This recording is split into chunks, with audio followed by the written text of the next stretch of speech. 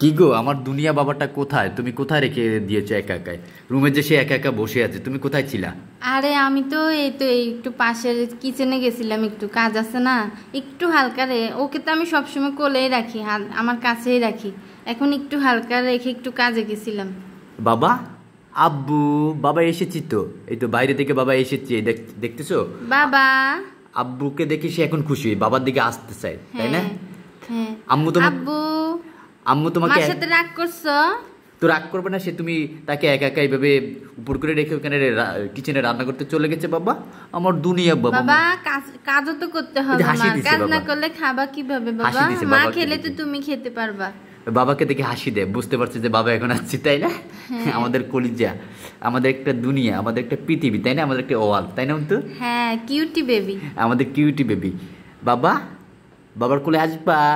বাবা একটু তোমাকে ভিডিও করে দেখি। আমাদের বাবাকে তুল লাগে না? হ্যাঁ, টুনটুনি একটা লাগে আমাদের। আমাদের কিউট পাখি। হ্যাঁ, আমাদের একটা কিউট পাখি। এটাকে আমরা অনেক ভালোবাসি, তাই না? এটা আমাদের পুরো জীবন। কি করে বাবা আমার সাথে রাগ করছে মনে হয়? বাবা রাগ করছো আম্মুর সাথে? না, তোমার সাথে রাগ করে হাসে। কারণ মার সাথে আমি কখনো রাগ করতে পারি?